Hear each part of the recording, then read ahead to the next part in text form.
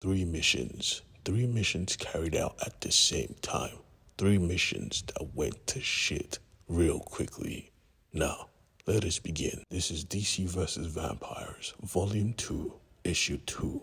If you don't want to be lost in the sauce, hit the subscribe button and go check out my previous videos on the DC vs. Vampire playlist. Now, let's get into it because some people are going to die. In Smallville, we see a group of vampires tracking down a survivor. They have orders from their commander to hunt down every living person and put them down.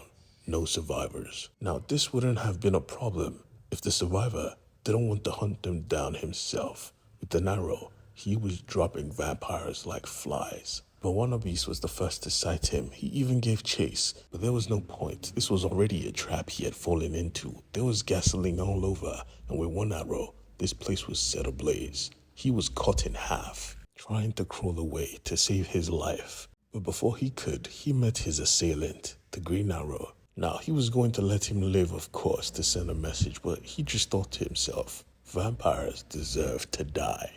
And he put an arrow in his head and watched him turn to dust. There was no mercy. That was the running theme of this book, because even with Supergirl and her party, they were absolutely traumatized by their adventure. Even Steel couldn't even sleep the whole night. He was fighting vampires all through in the ocean. But in despair, there was hope, because Manta revealed they had finally arrived at Australia.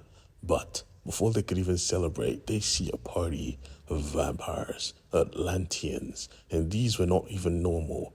These were royal guards. None of the party was having much luck, because even in Gotham City, the birds of prey, that's what I'm calling them, couldn't even find a proper path to get into Gotham. Thanks to Harley Quinn, they knew a path, but it was in a tunnel, and they were not happy to crawl, but they did, because they had a mission to complete. So did the Green Arrow, because right now he had found a camp, an internment camp, where human beings were raised as cattle for feeding. Even when human beings begged for food, they got disrespected.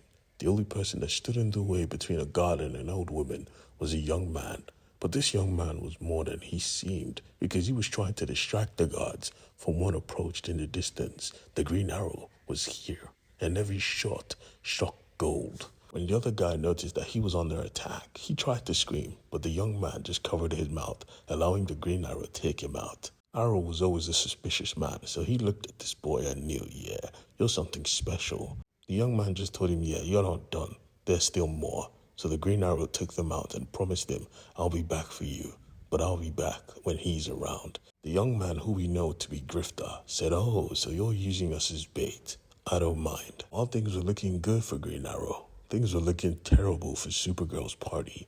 They were fighting specially trained Atlanteans, not just with Atlantean strength, but now full-on vampires. But they were royal guards, and royal guards had to protect their liege.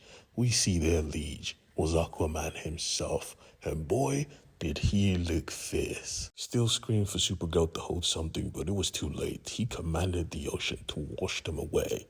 The only person that was left standing was Manta, but he looked at him and was like, bruh, who the fuck are you?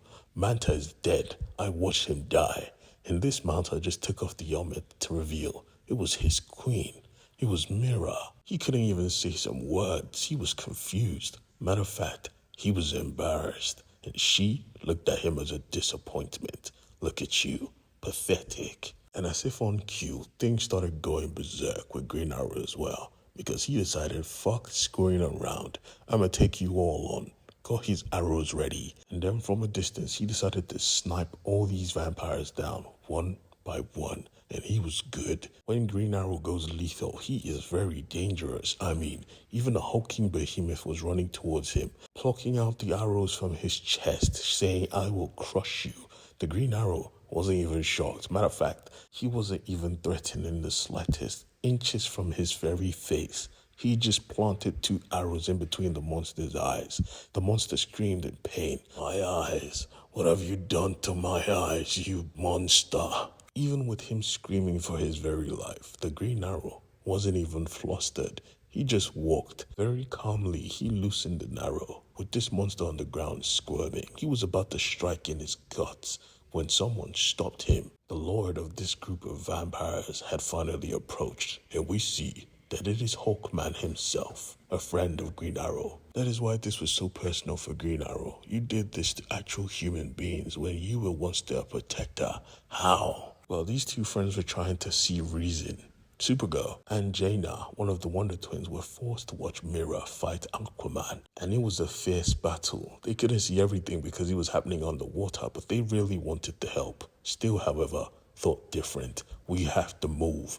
Your safety is my priority, Supergirl. Sadly, he wasn't quick enough because Aquaman just jumped up like nothing happened. He didn't even regard Steel and the Wonder Twin like they were anything. He went straight for Supergirl, trying to convince her to join the cause.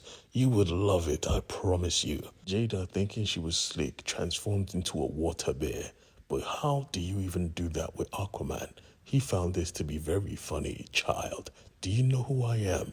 I command the water.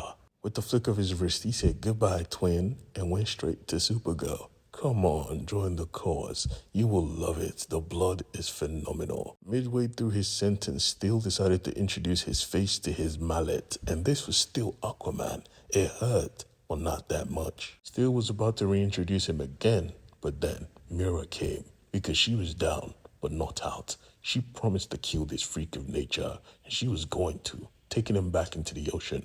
But their fight wrecked the boat, and Supergirl had a rope around her, so she was forced to drown with the boat. Things were looking dire. She needed help. She needed a way to breathe, but there was no help in sight. Drowning deeper and deeper into the darkness. But as she lost hope, the birds of prey had found their way to the shores of Gotham City. That is when they saw him, the one person they did not expect to see. It was Damian, and Damian was an ally.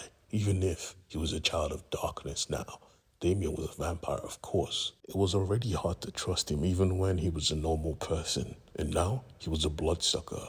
But they had no other choice. He was the only support they had, so they had to use him. And Damian had plans.